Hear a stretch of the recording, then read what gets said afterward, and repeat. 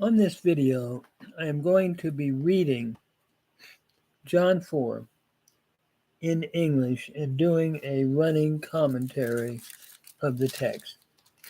It has to do with Jesus going into Galilee and visiting with the woman at the well.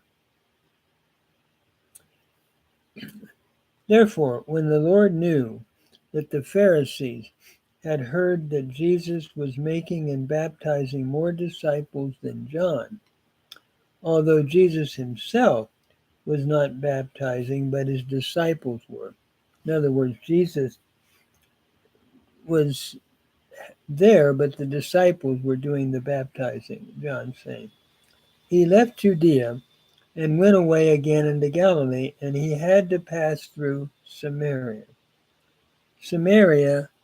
The Samaritans and the Jews, there was not a good relationship between the two.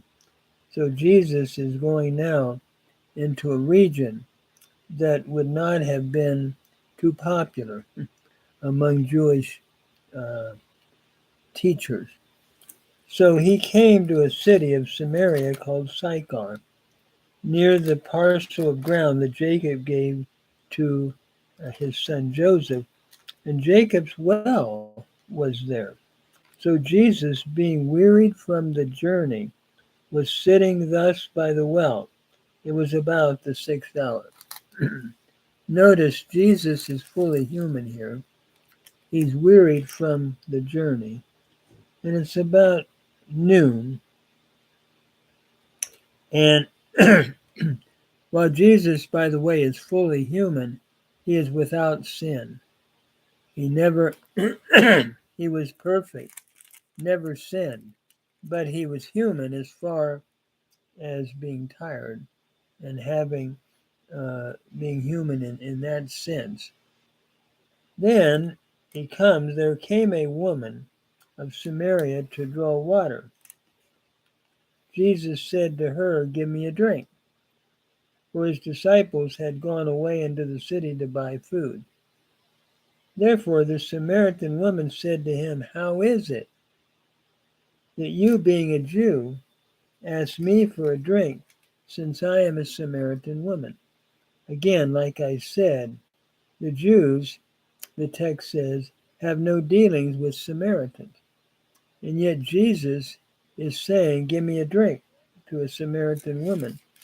And she is even shocked by it.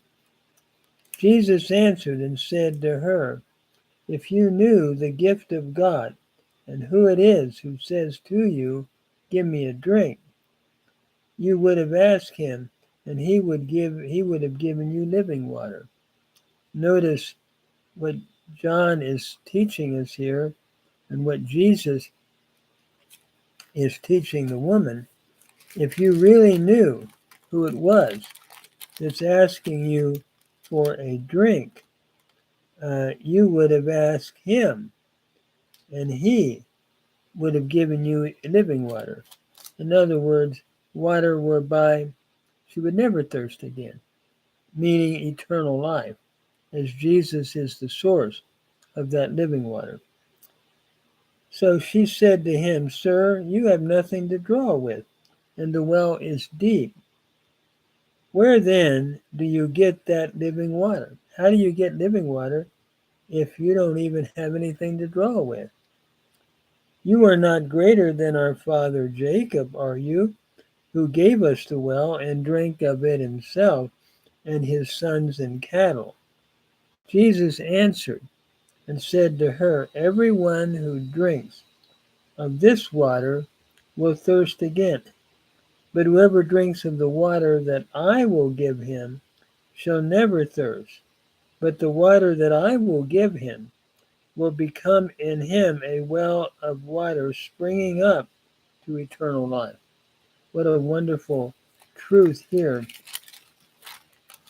that Jesus will give water, speaking of eternal life, that will become a well of water that keeps springing up,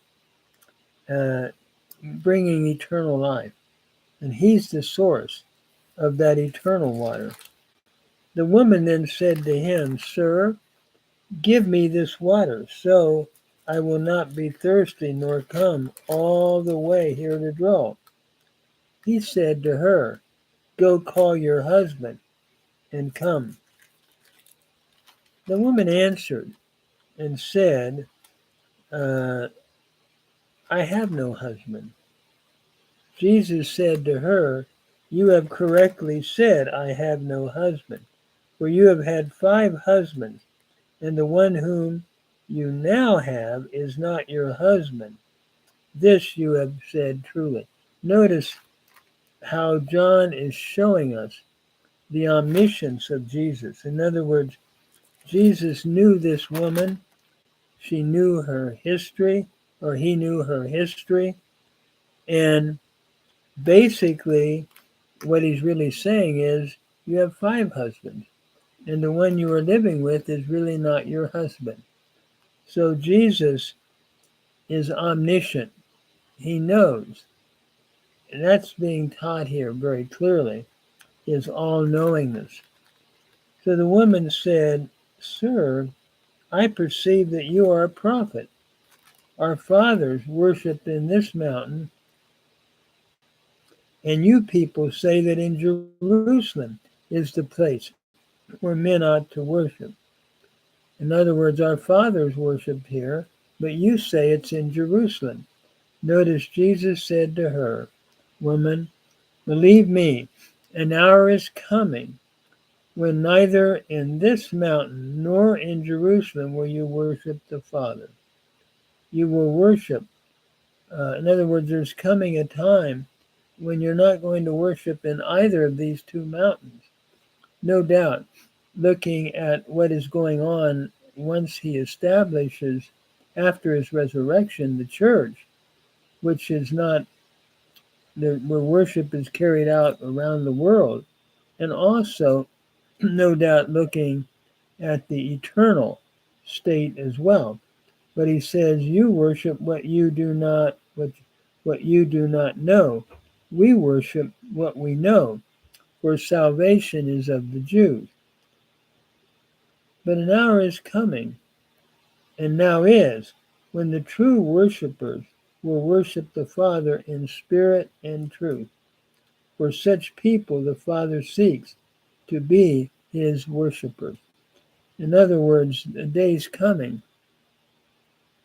when it won't be on either of these mountains, but it will be in spirit and in truth. And I think that really happened after the founding of the church in Acts chapter 2, and the church spreads worldwide.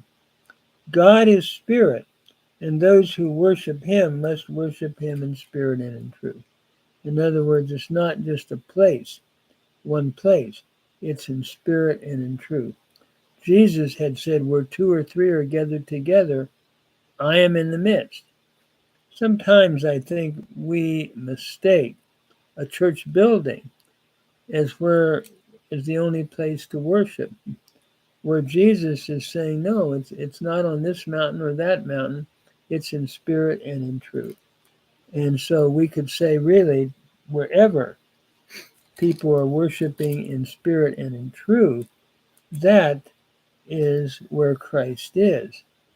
The woman said to him, I know that Messiah is coming, he who is called Christ. When that one comes, he will declare all things to us. Jesus said to her, I who speak to you am he. What a powerful statement. That you might know the Christ is John's purpose of writing. And here he quotes Jesus, who said, if you're looking for the Messiah, I am he. I am the Messiah. I who am speaking to you am he. At that point, the disciples came, and they were amazed that he was speaking with a woman. In other words, men and teachers did not go and just talk to women like this at that time, especially by themselves. That just didn't happen. So they were amazed, yet no one said, what do you seek, or why do you speak with her? So the woman left her water pot and went into the city and said to the men, "Come, see a man who told me all the things that I have done. This is this is not the Christ, is it?" In other words, is this the Christ? They went out of the city and were coming to him. Notice John is telling us the woman here becomes a witness for the Lord. And that's all we are called to do, is simply say, "Come and see. This is what we have found with Christ." Meanwhile, the disciples were urging him, saying, "Rabbi, eat." But he said to them, "I have food to eat that you do not know about." So the disciples were saying to one another, "No one brought him anything to eat, did he?"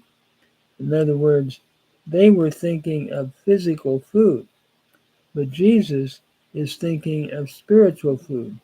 Notice Jesus said to them, "My food is to do the will of him who sent me and to accomplish his work." The food that Jesus said he was doing was to accomplish the work of the Father who had sent him. And really, that should be our food too. What we want, what we should want to do. And then he goes on to do not say there are yet 4 months, and then comes the harvest. We're looking at a different harvest, a spiritual harvest now. "Behold, I say to you, lift up your eyes and look on the fields, that they are already white for harvest." And we're looking at, no doubt, the Samaritans who are coming by the testimony of the woman. And Jesus is saying, the harvest field is here right now.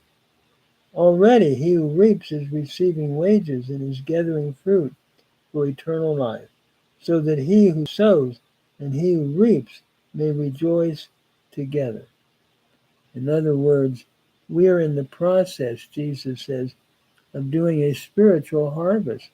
And the one who sows and those that reap, we're all together in this.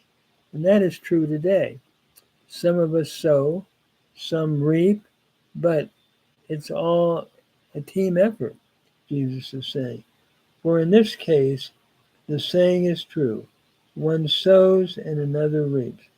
I sent you to reap that for which you have not labored. Others have labored, and you have entered into their labor. One of the things I think we need to realize is others had prepared the way for this harvest, namely the woman here, by telling what she had seen and found in Jesus. And one of the things that we learn is that none of us are doing it all. There are those that have already labored, and we enter in to their labors, and we can reap some of the benefits in a spiritual sense because of the sowing that others have already done. And let us never lose sight of that we are all part of the same process, whether we're sowers or whether we're reapers. Let us be faithful to do what the Lord has called us to do. For we're pointing to the one who is the Messiah, Jesus, who is the source of everlasting water, whereby people will never thirst again.